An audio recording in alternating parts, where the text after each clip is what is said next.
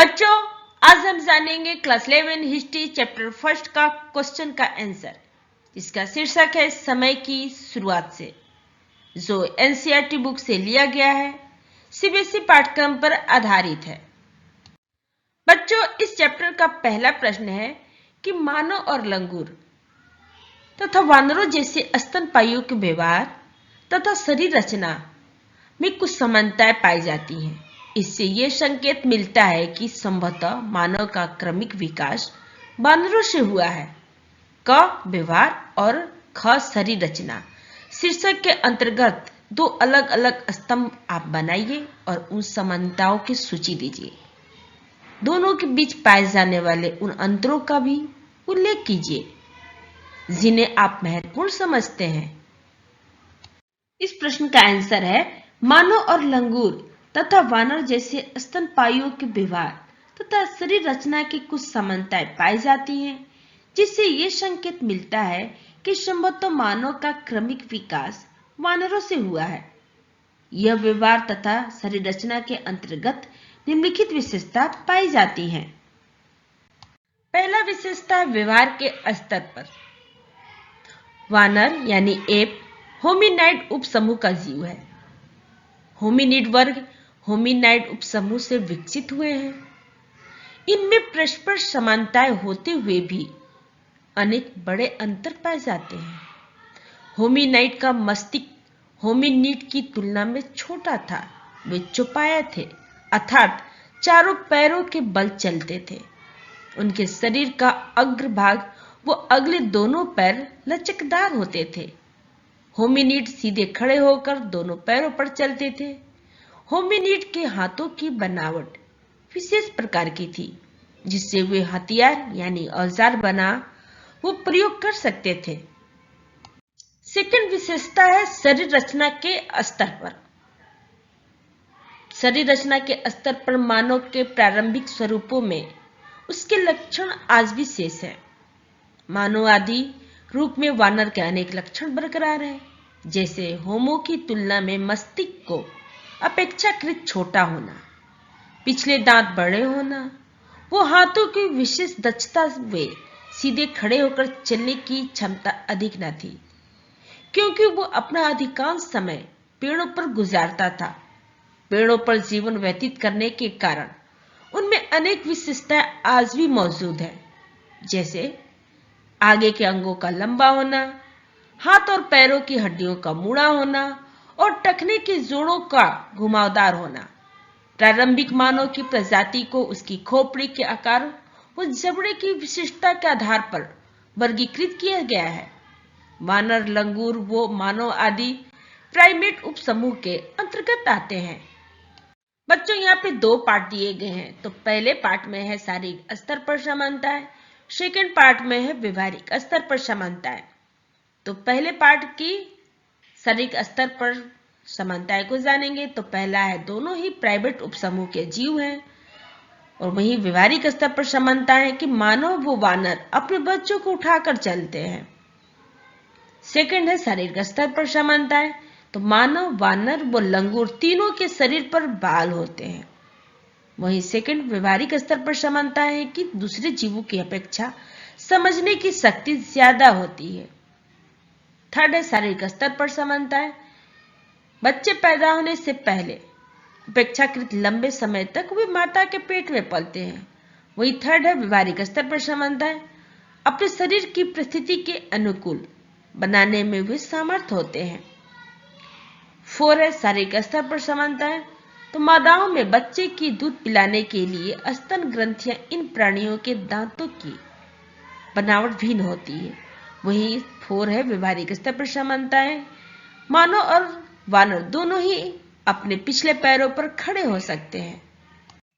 अब हम यहाँ पर जानेंगे मानव व वानर के मध्य पाए जाने वाले अंतर के बारे में। तो पहला है मानव अपने पैर पर ज्यादा समय तक खड़ा हो सकता है, जबकि वानर ज्यादा समय तक ऐसा नहीं कर सकता। सेकंड है मानव का मस्तिष्क आकार में बड़ा होता है, जबकि वानरों का जबड़ा काफी लंबा होता है। थर्ड है मनुष्य में समझने की शक्ति ज्यादा होती है, जबकि वानरों में अपेक्षाकृत समझने की शक्ति कम होती है। 4 है मानव 2 पैरों पर चलता है जबकि वानर 4 पैरों से चलता है। सेकंड प्रश्न है, बच्चों यहाँ पे चित्र में मॉडल दिखाई दिए गए हैं। आपको इसके देखकर बताना है कि मानव उद्भव के क्षेत्रीय निरंतरता मॉडल के पक्ष में दिए गए तर्कों पर चर्चा करना है। क्या आपके विचार से यह मॉडल पुरातत्व साक्ष्य से युक्तियुक्त स्पष्टीकरण देता है? तो इसका आंसर है कि आधुनिक मानव का उद्भव कहाँ हुआ और उसकी उत्पत्ति का केंद्र कहाँ था। आज भी इसकी खोज करनी जटिल समस्या है। इस प्रश्न पर आज भी वाद विवाद जारी है, परंतु इस समस्या के समाधान हेतु 2 मत बनकर हमारे सामने आए हैं। पहला है क्षेत्रीय निरंतरता मॉडल। इस मत के अनुसार मनुष्य की उत्पत्ति अलग अलग स्थानों पर हुई है। विभिन्न प्रदेशों में रहने वाले होमो एस्पियस का आधुनिक मानव के रूप में विकास धीरे धीरे अलग अलग रफ्तार से हुआ। परिणामतः आधुनिक मानव दुनिया के भिन्न भिन्न स्थानों पर विभिन्न रूपों में दिखाई दिए हैं। सेकंड है प्रतिस्थापन मॉडल। इस मत के अनुसार मनुष्य की उत्पत्ति एक ही स्थान पर यानी अफ्रीका में हुई थी, वहां से धीरे धीरे संसार के कई भागों में फैल दी गई। क्षेत्रीय निरंतरता मॉडल पुरातत्व साक्ष्य का विश्वासोत्पादक स्पष्टीकरण देता है। आधुनिक मानव की जीवाश्म जो इथियोपिया में अनेक स्थान पर मिले हैं, इस मत का समर्थन करते हैं। इस मत के मानने वालों की मुख्य विचारधाराएं निम्नलिखित है। पहला है मानव के सभी पुराने रूप चाहे वे कहीं भी थे बदल गए और उनका स्थान पूरी तरह आधुनिक मानव ने ले लिया। सेकंड है ऐसे विद्वानों का विचार है कि आधुनिक मानव में अत्यधिक समानताएं इसलिए पाई जाती हैं कि उनके पूर्वज एक ही क्षेत्र यानी अफ्रीका में उत्पन्न हुए और वहीं अन्य स्थानों को गए। थर्ड है विद्वानों का एक तर्क यह भी है कि आज के मनुष्य के लक्षण भिन्न भिन्न है क्योंकि उनके मध्य क्षेत्रीय अंतर विद्यमान है। उपयुक्त विभिन्नताओं के कारण एक ही क्षेत्र में पहले से रहने वाले एरेक्ट्स वो होमो हाइडलबग्रेसिस समुदाय में पाए जाने वाले अंतर आज भी विद्यमान है। थर्ड प्रश्न है इनमें से कौन सी क्रिया के साक्ष्य वो प्रमाण पुरातत्व अभिलेख में सर्वाधिक मिलते हैं? क संग्रहण, ख औजार बनाना, ग आग का प्रयोग। तो इसका आंसर है संग्रहण। आग का प्रयोग वो औजार बनाने में से औजार बनाने के साक्ष्य पुरातत्व अभिलेख में सर्वोत्कृष्ट रीति से दिए गए हैं। पत्थर के औजार बनाने वो उनके इस्तेमाल किए जाने के प्राचीन साक्ष्य इथियोपिया व केन्या के शोध यानी खोज स्थलों से प्राप्त हुए हैं। संभावना व्यक्त की जाती है कि इन हथियारों औजारों का प्रयोग सबसे पहले ऑस्ट्रेलोपिथिक्स ने किया था। संग्रहण व आग के प्रयोग के इतने ज्यादा साक्ष्य प्राप्त नहीं होते जितने कि औजार बनाने के मिलते हैं। ये संभावना प्रकट की जाती है कि पत्थर के औजार स्त्री व पुरुष दोनों अपने अपने प्रयोग के आधार पर बनाते थे। अनुमानतः स्त्रियां अपने और अपने बच्चों के लिए भोजन प्राप्त करने के उद्देश्य से कुछ विशेष प्रकार के औजार को बनाती और इस्तेमाल करती थी। लगभग 35,000 यानी 35,000 वर्ष पूर्व जानवरों को मारने के तरीके में सुधार हुआ। इस बात के प्रमाण हमें फेंक कर मारने वाले भालों व तीर कमान जैसे औजार के प्रयोग से मिलते हैं। भाला प्रक्षेपक यंत्र के प्रयोग से शिकारी लंबी दूरी तक भाला फेंकने में समर्थ हुआ। इस युग में पंच ब्लेड तकनीक की सहायता से निम्न प्रकार के से पत्थर के औजार को तैयार किया जाता होगा।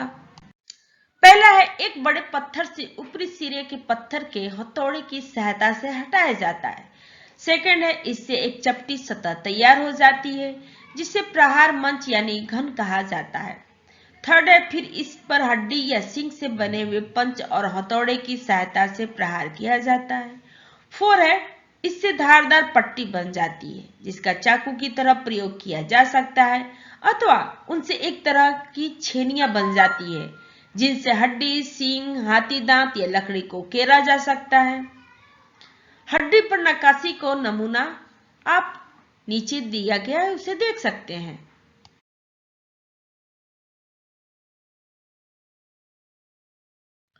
ओल्डुबई से मिले आरंभिक औजार में एक औजार मंडासा भी है, जिसके सल्कों को निकालकर धारदार बना दिया गया है। यह एक प्रकार का हस्त कुठार है। इन आरंभिक औजारों के आधार पर मानव प्रकृति वैज्ञानिकों ने प्रागैतिहासिक काल को तीनों भागों में विभाजित किया है, जो निम्नलिखित है। पहला है पूरा पाषाण काल युग। इस युग में पत्थर के औजार भद्दे, खुरदरे वो बिना किसी नक्काशी आदि के होते थे। इस काल के औजार में कुठार, रुखनी, गंडासे आदि प्रमुख है। सेकंड है मध्य पाषाण काल। इस युग में पत्थर के औजार का छोटे छोटे रूप में प्रयोग किया जाने लगा था। लघु किस्म के औजार को अश्म कहते हैं। इस युग के औजारों में भाले व तीर कमान आदि प्रमुख औजार हैं। थर्ड है नव पाषाण काल या उत्तर पाषाण काल। इस काल के औजार बड़े साफ, अच्छी तरह से घिसे हुए तथा नक्काशीदार होते थे। इस युग में हड्डियों व पत्थरों को चिकना व साफ करके औजार बनाने की कला विकसित हो चुकी थी। हंसिया इस युग के प्रमुख औजार है। फोर्थ प्रश्न है भाषा के प्रयोग से नीचे दो भाग दिए गए क और ख। तो आप क में देखें कि शिकार करने और ख में आश्रय बनाने के काम में कितनी मदद मिली होगी, इस पर चर्चा कीजिए। इन क्रियाकलापों के लिए विचार सप्रेषण के अन्य किन तरीकों का इस्तेमाल किया जा सकता था? तो इसका आंसर है हम जानते हैं कि सभी जीवित प्राणियों में मनुष्य ही एक ऐसा जीव है जो कि भाषा का प्रयोग करता है। भाषा इच्छिक ध्वनि प्रतीकों की व्यवस्था है जिसके माध्यम से मनुष्य विचार विनिमय करता है। भाषा के विकास पर कई विद्वानों के मत अलग अलग हैं। उनकी मान्यता निम्नलिखित है। पहला है होमोनिड भाषा में हाव भाव या अंग विक्षेप, हाथों का हिलाना या संचालन शामिल था। सेकंड है उच्चारित भाषा से पूर्व गाने या गुनगुनाने जैसी मौखिक या अशाब्दिक संचार का प्रयोग होता था। थर्ड है मनुष्य की बोलने की क्षमता का विकास या प्रारंभ आह्वान या बुलाने की क्रिया से हुआ, जैसा कि नर वानरों में प्रायः देखा जाता है। उच्चारित भाषा यानी बोली जाने वाली भाषा की उत्पत्ति कब हुई, यह निष्कर्ष देना भी कठिन कार्य है। विद्वानों की ऐसी विचारधारा है कि होमो हेबिलिसिस के मस्तिष्क में कुछ विशेषताएं थी जिनके कारण वो बोलने में समर्थ हुए होंगे। इस प्रकार संभवतः भाषा का विकास 20 लाख वर्ष पूर्व यानी 20 लाख वर्ष पूर्व हुआ। स्वर तंत्र के विकास लगभग 2 लाख वर्ष पूर्व और मस्तिष्क में हुए परिवर्तन से भाषा का विकसित होने में मदद मिली। भाषा और कला का संबंध घनिष्ठ है। भाषा के साथ साथ कला लगभग 40-35,000 वर्ष पूर्व विकसित हुई। कला व भाषा दोनों के सप्रेषण अर्थात विचार व्यक्ति के सशक्त माध्यम है। फ्रांस में स्थित लेस कॉक्स और सवे की गुफाओं में वो उत्तरी स्पेन में स्थित अल्टामीरा की गुफा में जानवरों की सैकड़ों चित्रकारियां पाई गई हैं, जो कि 30,000 से 12,000 वर्ष पूर्व चित्रित की गई थी। इनमें गोरो यानी जंगली बैल, घोंगो पहाड़ी, शाकिन यानी बकरो, हिरनी, मैमथो, गैंडो, शेरों, भालुओं, चीतों, लकड़बग्गों वो उल्लुओं के चित्र प्रमुख हैं। प्रारंभिक मानव के जीवन में शिकार का ज्यादा महत्व था। इसी कारण जानवरों की चित्रकारियां धार्मिक क्रियाएं, रस्मों और जादू टोनों से जुड़ी होती थी। ऐसी भी प्रतीत होता है कि चित्रकारी ऐसी रस्मों को अदा करने के लिए की जाती थी जिससे कि शिकार करने में सफलता प्राप्त हो। बच्चों, विद्वानों की यह भी मान्यता है कि ये गुफाएं की प्रारंभिक मानव की आपस में मिलने की जगह थी, जहां पर छोटे छोटे समूह एक दूसरे से मिलते थे या एकत्रित होकर सामूहिक क्रियाकलाप करते थे। ऐसा भी जाना पड़ता है कि इन गुफाओं में से ये समूह मिलकर शिकार की योजना बनाते रहे हों, वो शिकार की तकनीकी पर चर्चा करते रहे हों और ये चित्रकारियां आगामी पीढ़ियों की इन तकनीकी से ज्ञान प्राप्त करने के लिए बनाई गई हो। अतः कहा जा सकता है कि चित्रकारी विचार संप्रेषण का एक सशक्त माध्यम के रूप में प्रयोग हुआ है। प्रारंभिक समाज के बारे में जो विवरण दिया जाता है वो अधिकतर पुरातत्व साक्ष्यों पर आधारित है। शिकार करने वाले ये खाद्य सामग्री तलाशने व बटोरने वाले समाज आज भी विश्व के अनेक भागों में मौजूद है। उन समाजों में हाजरा समूह प्रमुख है। कृषि के प्रारंभ के साथ साथ मानव ने अपनी झोपड़ियों को खेतों के पास बनाना शुरू कर दिया। आरंभ में मनुष्य लकड़ी व पत्तियों आदि की मदद से झोपड़ी बनाता था, किंतु बाद में वह कच्ची व पक्की ईंटों का भी प्रयोग घर बनाने में करने लगा था। प्राचीन झोपड़ियों के अवशेष स्विट्जरलैंड की एक झील में 1854 यानी 1854 में मौजूद पाए गए। अस्थायी निवास स्थान बनाना मानव की महान उपलब्धि थी और यह सब भाषा के विकास के बिना संभव था, किंतु भाषा ने इन सब क्रियाओं को संभव बना दिया। प्रारंभ में मानव निसंदेह बहुत कम ध्वनियों का प्रयोग करता होगा, लेकिन ये ध्वनियां ही आगे चलकर भाषा के रूप में विकसित हो गई होंगी। अतः भाषा का विकास आधुनिक मानव के विकास का दिलचस्प पहलू है। 5 प्रश्न है, अध्याय के अंत में दिए गए कलानुक्रम में से किन्हीं 2 घटनाओं को चुनिए और बताइए कि इसका क्या महत्व है। तो इसका आंसर है कलानुक्रम 1 में से 2 घटनाओं का विवरण निम्नलिखित है। पहला, ऑस्ट्रेलोपिथिक्स। ऑस्ट्रेलोपिथिक्स शब्द का उत्पत्ति लैटिन भाषा के ऑस्ट्रल अर्थात दक्षिणी और यूनानी भाषा के शब्द फिथिक्स यानी वानर से मिलकर हुई है। ऑस्ट्रेलोपिथिक्स प्रारंभिक रूप में वानर के अनेक लक्षण मौजूद थे। इसका समय 56 लाख यानी 56 लाख वर्ष पूर्व माना जाता है। प्रथम वन मनुष्य को ऑस्ट्रेलोपिथिक्स कहा जाता है। वे पूर्वी अफ्रीका में पाए जाते थे। ये मनुष्य की तरह खड़े हो सकते थे। वे पत्थर और औजारों का प्रयोग वो पशु जीवन व्यतीत करते थे। वे जंगली कीड़े मकोड़े भी खाते थे। सेकंड है होमो। होमो शब्द लैटिन भाषा का है। इसका अर्थ है मानव। होमो के अंतर्गत स्त्री व पुरुष दोनों आते हैं। वैज्ञानिकों ने होमो की अनेक प्रजातियों को उनकी विशेषताओं के आधार पर विभाजित किया है, जो निम्नलिखित है। क है होमो हैबिलिस, जो औजार बनाने वाला मानव है।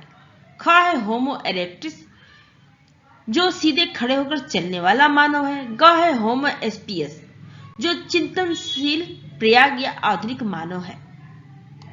होमो हैबिलिस के जीवाश्म में इथियोपिया में ओमो और तंजानिया के ओल्डुई गोर्ज से प्राप्त हुए। होमो इरेक्टस के जीवाश्म अफ्रीका के कुबीफोरा तथा पश्चिम तुकुन तथा केन्या और जावा के मोडजोकार्त तथा संग्रीन में पाए गए थे। होमो एस्पियस, जो कि आधुनिक मानव कहलाता है, चिंतनशील या प्रयाग प्राणी है। होमो एस्पियस 1.9 लाख वर्ष से 1.6 लाख वर्ष पूर्व के हैं। कलानुक्रम 2 में से 2 घटनाओं का विवरण निम्नलिखित है। पहला है दफनाने की प्रथा का प्रथम साक्ष्य। तो दफनाने की प्रथा का प्रथम साक्ष्य हमें 3 लाख वर्ष पूर्व प्राप्त होता है। कुछ रीतियों से यह पता चलता है कि निएंडरथैलिस मानव शव को दफनाते थे। इससे प्रतीत होता है कि वे किसी धर्म में विश्वास रखते थे। निएंडरथैलिस काल के कब्रिस्तान के स्थल पर की गई खोजों से ऐसा भी ज्ञात होता है कि वे मृतक शरीर को रंगों से सजाते थे। वे शायद धार्मिक कारणों या सुंदरता के लिए ऐसा करते थे। वे प्रथम मनुष्य थे जो मृत्यु के पश्चात जीवन के संबंध में सोचते थे। सेकंड है निएंडरथल मानव का लोप। निएंडरथल मनुष्य लगभग 130,000 से 35,000 वर्ष पूर्व तक यूरोप और पश्चिमी एवं मध्य एशिया में रहते थे, लेकिन 35,000 वर्ष पूर्व वे अचानक लुप्त हो गए। निएंडरथल मानव के लुप्त होने के बारे में विभिन्न वैज्ञानिकों के अलग अलग विचार हैं। उनकी विचारधाराएं निम्नतः है। क है निएंडरथल मानव होमो एस्पियस द्वारा मार दिए गए। ख है निएंडरथल मानव ने दूसरे समूह से विवाह कर लिए और उनकी जाति की अलग पहचान समाप्त हो गई। ये सभी सिद्धांत काल्पनिक हैं। कोई भी विद्वान निश्चय से ये नहीं कह सकता कि यह जाति कब और क्यों समाप्त हुई।